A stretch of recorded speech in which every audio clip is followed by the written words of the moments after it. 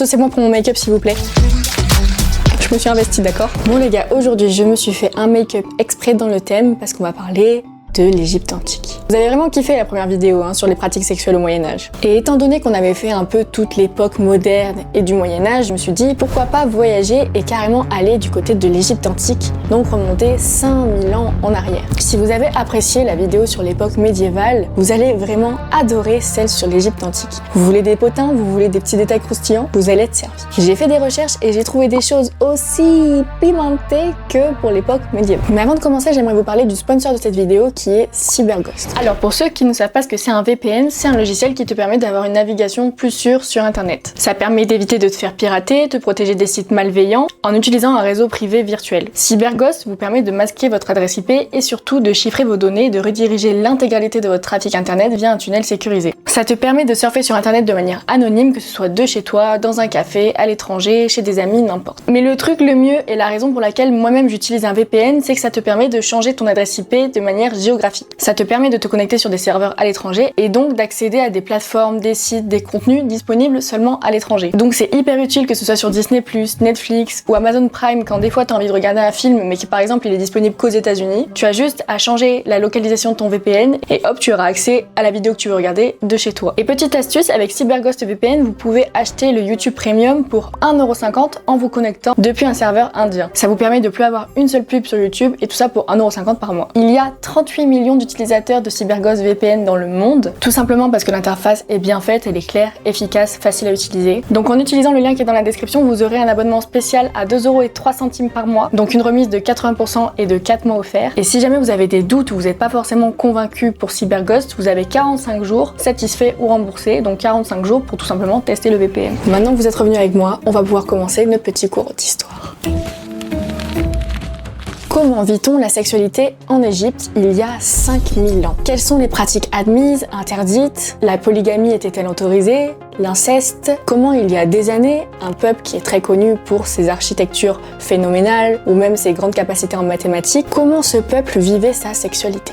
Eh bien, avant de vous parler de tout ça, on va faire une petite pause mythologie égyptienne. Alors prépare-toi un petit thé ou un petit café et ouvre bien grand tes oreilles. En Égypte, la religion est très présente et c'est un peuple qui est polythéiste, c'est-à-dire qu'il croit en plusieurs dieux. Et à la différence des religions du livre, que ce soit l'islam, le judaïsme ou bien le christianisme, le monde, selon les Égyptiens, n'a pas été créé en 7 jours. En Égypte, le tout premier dieu, c'est le dieu Atum. Et il a créé le monde tout simplement en s'adonnant à des plaisirs solitaires. Ce qu'on apprend aux jeunes Égyptiens, c'est que à l'époque, il y a très longtemps, à l'époque de ce dieu, il n'y avait rien. Seul le dieu Atum était présent et forcément, eh bien, il s'ennuyait. Et pour plus s'ennuyer, il s'est dit, tiens, si j'avais des enfants. Malheureusement, comme il était tout seul, eh ben, il n'avait pas forcément la capacité de pouvoir procréer avec une femme. Du coup, il s'est dit, je vais faire des enfants, mais avec moi-même. Apparemment, les dieux peuvent faire des enfants avec eux-mêmes. Ainsi, ce jour-là, il s'adonna au plaisir solitaire et mit au monde 2 enfants. Un garçon, Chou, qui représente l'élément sec, la sécheresse, et une fille, Tefnout, qui représente l'humidité. Et la particularité de ces 2 enfants, c'est qu'ils s'adoraient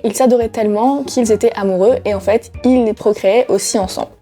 Sympa ce qu'on apprend aux enfants égyptiens. Bref, les 2 enfants du dieu Atum passant leur temps à copuler, ils mirent au monde également 2 autres enfants, un fils, Geb, qui personnifie la terre, et une fille, Nout, qui personnifie le ciel. Et c'est pour cette raison que le désir charnel va devenir un élément clé au sein de l'Égypte antique, puisque c'est grâce à celui-ci que le monde a été créé. C'est plutôt cool que la sexualité ne soit pas un tabou, qu'on ait plutôt une inégalité homme-femme dans cette légende, je trouve ça positif. Donc, la terre et le ciel existent, seul problème, ils tombent eux aussi fou amoureux et décident tout le temps de copuler. Alors imaginez la terre et le ciel... Bon, vous pouvez pas l'imaginer, mais imaginez que les deux décident d'avoir des relations charnelles. Et bien forcément, ça fait que la terre, eh bien, elle en est secouée. Et c'est de cette manière que les Égyptiens expliquent le mouvement de tectonique des plaques, qui serait en fait les vibrations dues aux ébats de la terre et du ciel. C'est un peu mignon. Le problème, c'est que la terre étant tout le temps en train de trembler, eh bien la vie sur terre était invivable. Donc au bout d'un moment, le père Chou, il en a eu marre et il a décidé de séparer la terre et le ciel. Et à ce moment-là, les 2 êtres furent plongés dans un profond chagrin la Terre tenta tant bien que mal de rejoindre le ciel, d'où la formation des montagnes. Vous imaginez la Terre qui s'étire vers le ciel, et le ciel entoura la Terre dans ses bras, se mettant nu pour lui déclarer son amour, lui montrant sa peau sertie d'étoiles. Donc selon l'Égypte antique, quand tu regardes le ciel étoilé durant la nuit, tu vois en fait le corps nu de Nout, la déesse du ciel. Donc c'est cette petite histoire qui est racontée aux Égyptiens pour leur apprendre comment était formée la Terre. C'est ce qu'ils apprennent plus ou moins à l'école. Et de ce fait, au vu de l'histoire, on comprend bien que la sexualité est quelque chose de très important au sein de la culture égyptienne. Ce n'était pas du tout un sujet tabou, ils en parlaient avec humour et de façon assez ouverte, si bien que sur des papyrus très anciens, on pouvait y trouver des blagues du type « Quand les deux dents dessous se réveillent, je deviens une autre personne », en parlant des deux bolitas que t'as, bref, vous avez compris. Et il pouvait même y avoir des blagues et des réflexions faites sur la sexualité des gens, inscrites sur leur tombe. Si un homme était connu pour être un grand fornicateur et qu'il était plutôt bien membré, ça pouvait être inscrit sur sa tombe. De même que pour une femme, si elle était considérée comme attirante, cela pouvait être écrit également sur sa tombe. Et il a même été retrouvé des représentations de dessins un peu érotiques, que je vais essayer de vous retrouver et vous mettre juste ici. Mais bien que cette sexualité était très ouverte, il y a un fait étrange que j'ai relevé, c'est que les Égyptiens ne se reproduisaient, si on peut appeler ça comme ça fait un peu animal, que durant l'été. Parce qu'ils pensaient qu'à ce moment-là, la fertilité serait meilleure due aux croissances du Nil. Comme le Nil, qui était le long fleuve qui traversait l'Égypte, était celui qui régulait un peu les moissons et la fertilité de la terre, eh bien ces moments du Nil étaient associés à la fertilité des personnes. Ce qui maintenant, avec nos connaissances actuelles, nous paraît absolument absurde, surtout que durant l'été, avec les fortes chaleurs, les spermatozoïdes ils sont un peu moins compétents, ils arrivent un peu moins à bouger. Ça c'est mes cours de vétérinaire qui parlent. Et même en cas de forte chaleur, en général, la libido elle baisse. Donc physiologiquement, l'été c'est pas la meilleure saison pour faire des bébés. Alors ok, c'est trop bien, c'est un peuple qui adore forniquer, très bien. Mais qui dit fornication, dit possiblement fécondation, dit possiblement bébé. Et si tout le monde couche comme ça régulièrement, vous vous doutez bien qu'il y a des surplus dans les familles. Et bien à cette époque-là, il existait des moyens contraceptifs, mais vous allez voir, ils sont un peu différents de ceux qu'on connaît actuellement. Il y a 3800 ans, un papyrus a été retrouvé contenant la recette d'un contraceptif utilisé par l'Égypte antique. Et sur ce papyrus, il était indiqué que la bouse de crocodile pouvait servir de moyen de contraception. Pour avoir un contraceptif, il suffisait de mélanger de la bouse de crocodile avec du miel, de malaxer le tout et de l'introduire dans le vagin des femmes. Alors d'après des chercheurs, cette idée elle est pas si stupide que ça parce que la bouse de crocodile, elle a des propriétés antibactériennes ainsi que le miel, mais aussi des propriétés spermicides, ce qui fait que théoriquement, ça pourrait marcher. Ça n'a pas été prouvé scientifiquement à l'heure actuelle, mais dans les faits, si jamais, je sais pas, vous vous retrouvez en Égypte et que vous avez besoin d'un moyen de contraceptif urgent et que vous avez accès à rien et que vous avez un crocodile, eh bien vous pouvez prendre le crocodile, il faut que vous ayez du miel aussi et bon, ça fait beaucoup de conditions quand même. Mais bon, en théorie, ça devrait marcher. Au-delà des moyens contraceptifs assez controversés qu'il existait à l'époque, il faut savoir que les Égyptiens ont inventé le test de grossesse. Et sur les anciens papyrus, il était inscrit « Tu placeras de l'orge et du blé que ta femme arrosera d'urine chaque jour. Si au bout d'une semaine l'orge et le blé germent, alors ta femme enfantera. » Et le pire, c'est que cette information est absolument vraie. Car dans les urines d'une femme enceinte, il y a une hormone qui s'appelle la folliculine qui permet aux plantes de germer, notamment ici l'orge et le blé. Donc ce test de grossesse, aussi simple qu'il soit, il marchait réellement. Les plaisirs solitaires au moment de l'Égypte antique. Je vous le rappelle, la création du monde a été faite suite à une masturbation. Il y avait donc une fête chaque année, la fête du grand temple d'Osiris, à laquelle les prêtres vendaient aux Égyptiens des sextoys. Les prêtres égyptiens étaient en fait les prémices des vendeurs de sex shop qu'on connaît à l'époque actuelle, mais ils faisaient des produits plutôt intéressants. Les sextoys qui étaient créés à cette époque-là, c'était des phallus en terre cuite. Donc le jour de la fête annuelle d'Osiris, tu pouvais t'en procurer, il suffisait de demander au prêtre, et il t'en donnait un et il te disait « Tiens mon enfant, il a été béni, fais-en bon usage. » Et à l'époque, le désir féminin était aussi important que le désir masculin, donc il était tout particulièrement offert aux veuves ce genre de phallus en terre cuite, et le prêtre leur disait « Puis-je avec toi là-bas aussi faire l'amour ?» Je n'invente pas, c'était écrit sur les papyrus. Donc vous l'avez compris, la sexualité elle est très reliée à la religion. Et c'est pour ça qu'il existait des jours fériés de la vie sexuelle.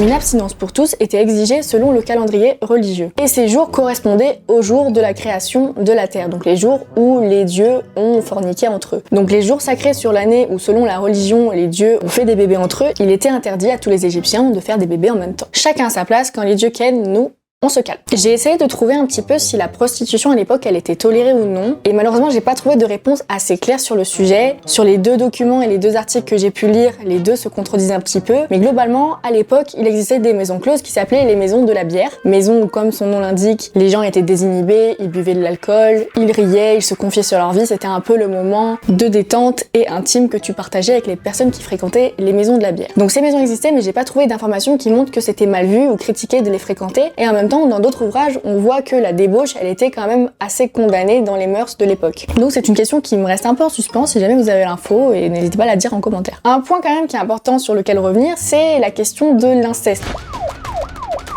Parce que quand on écoute la légende que je vous racontais au début, on peut se dire, est-ce que du coup l'inceste était toléré en Égypte ? Eh bien oui, mais seulement pour les familles royales. Pourquoi ? Parce que les familles royales, tout simplement, pratiquaient l'inceste parce qu'ils se mariaient avec leurs cousins, tantes, cousines, oncles, parfois frères et sœurs, pour ne pas mélanger leur sang. C'était une façon de garder des lignées pures, donc des lignées royales, et de ne pas mélanger son sang avec quelqu'un du peuple. Donc à l'époque, il était tout à fait normal que des frères et sœurs se marient, et en réalité, le terme frère et sœur avait complètement une autre signification que maintenant. Pour nous, des frères et des sœurs, c'est vraiment quelqu'un qui a les mêmes parents, qui a le même sang, à peu de choses près, sauf si tu as été adopté évidemment, mais c'est un lien vraiment familial qui n'a aucun rapport avec quelque vie amoureuse que ce soit. Alors qu'à l'époque, frère et sœur, ça désignait plutôt un lien très fort entre deux personnes, et surtout, il y avait une volonté, en disant frère et sœur, de montrer une égalité de droits entre ces deux personnes. Mais le lien familial n'avait pas vraiment d'importance. Alors, un sujet un peu délicat. Dans les textes anciens, on retrouve pas mal de scènes de zoophilie, donc de relations humains et animales. Chose totalement condamnable à notre époque, nous sommes bien d'accord. Et à l'époque, encore une fois, on n'a pas de preuves concrètes que ça se passait, mais on retrouve des écrits qui seront plutôt, je pense, des légendes dans lesquelles on raconte des ébats entre Égyptiens, porcs, vaches, hirondelles, rats, un peu tout type d'animaux. Et il y a des historiens qui expliquent que c'était plutôt associé aux rêves de certaines personnes qui avaient des dons de voyance et qui expliquaient que si une nuit tu rêvais d'une scène zoophile,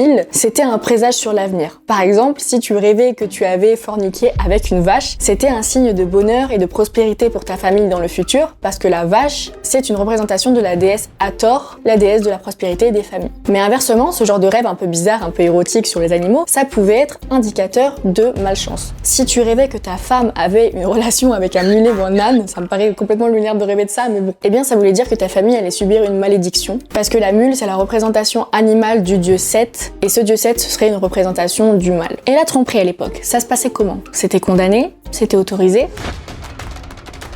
L'infidélité à l'époque de l'Égypte antique, c'était mal vu, forcément. Quand il y avait infidélité avant le mariage, c'était pas forcément très grave. Par contre, une fois que t'étais marié, s'il y avait infidélité, là c'était très grave. Dans les faits, de manière générale, on dit que seul le divorce était demandé, mais dans les contes de Khéops, on peut lire que les femmes étaient punies de façon extrêmement sévère en cas d'infidélité. Dans ce conte, on peut lire que les femmes accusées d'adultère, en tout cas qui avaient trompé leur mari et qu'il y avait eu des preuves, le mari était en droit de la tuer et ensuite de jeter son corps au chien. C'est pas bien de tromper, mais c'est peut-être un peu extrême quand même. Si un jour on me trompe, je touche du bois même si je suis pas en couple, mais bref, si un jour on me trompe, je pense que j'en voudrais beaucoup à la personne qui m'a trompé, mais je pense pas que j'irais la tuer et envoyer son corps au chien quand même. Vous le feriez, vous ? Dites-moi la vérité. Vous le feriez ? Les gars, si je peux vous donner un conseil, je sais pas si je devrais le faire, mais si vous tuez quelqu'un, ce qui n'arrivera pas, il faut éviter de donner le corps à manger à des chiens, parce qu'il y aura des restes, il faut donner à manger à des cochons. Mais je dis ça de manière anecdotique, évidemment. Et l'amant, quant à lui, car évidemment quand il y a tromperie, il y a la femme qui trompe, mais elle l'a pas trompé toute seule, elle a bien trompé avec quelqu'un, et bien l'amant, lui, était jeté au crocodile. Et là, vous allez me dire, mais Letty, ça se passait comment du coup quand c'est le mari qui était infidèle ? Lui, il avait rien. Et bah d'après les textes, non. Juste, ils divorçaient. C'est pas très juste là. Mais pour éviter toutes ces tromperies, les Égyptiens concoctaient des élixirs d'amour. Quoi de mieux pour être sûr que ton mari ou que ta femme soit fidèle que de l'ensorceler ? Pourquoi personne n'y a pensé avant en fait ? Il existait de nombreuses recettes pour pouvoir ensorceler ta femme. Et je vais vous en donner une. S'il y a des hommes qui regardent la vidéo et qui veulent s'en servir, vous pouvez tenter, hein, pourquoi pas. Pour faire cet élixir d'amour, il vous faudra des pellicules d'un mort qui a été assassiné, ainsi que 7 grains d'orge qui auraient été enterrés avec le corps de la personne assassinée. Une fois ces éléments collectés, il vous faudra des pommes duquel vous retirerez 10 pépins. Et avec ces pépins, ces grains de sorge et ces pellicules de cuir chevelu, vous broyez le tout. Et vous y ajoutez le sang d'une tique prélevée sur un chien noir, une goutte de sang piquée sur l'annulaire de votre main gauche, et un petit peu de votre lait, vous m'avez compris. Vous mélangez bien le tout jusqu'à obtenir une masse un petit peu compacte. Vous en faites une petite boulette et vous n'avez plus qu'à le glisser dans le verre de la femme que vous voulez ensorceler. Suite à ça, elle tombera amoureuse de vous. Alors c'est vrai que cette recette, j'avoue, elle est un petit peu compliquée. Pour avoir tous les ingrédients, c'est pas hyper facile. Du coup, il y en a une autre, plus simple et moins dégueu, qui consistait à moudre du miel et des graines d'acacia, les frotter sur votre zigounette quoi, ou si t'es une femme sur ta CZ, bref, et de dormir avec la personne que tu voulais ensorceler. Sans forcément faire des choses, hein, juste dormir à côté. Ça suffisait. Le lendemain, la personne se réveillait, elle était folle amoureuse de toi. Ce que je raconte, c'est bien évidemment de l'humour, même si à l'époque ils croyaient vraiment ça, n'allez pas faire des choses bizarres s'il vous plaît. Je veux pas être accusée d'inciter les gens à faire des choses bizarres. Ok.